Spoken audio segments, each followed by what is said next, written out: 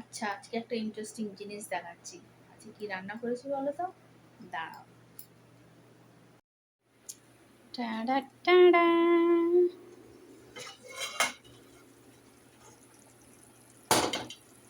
এটা কি বলো তো? এটা হলো হাঁসের মাংস।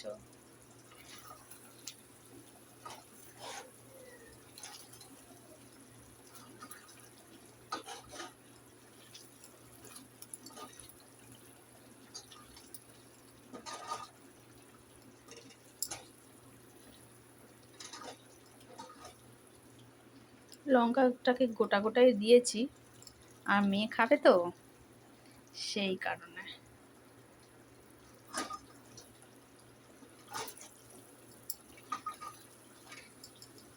হাঁসের মাংসে বেশ ভালোই চর্বি থাকে। এই মশলাটা তো হয়েই গেছে, তেল ছেড়ে দিয়েছে।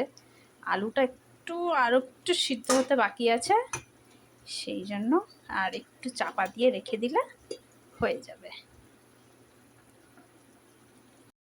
জানিও কিন্তু কেমন লাগলো, হ্যাঁ।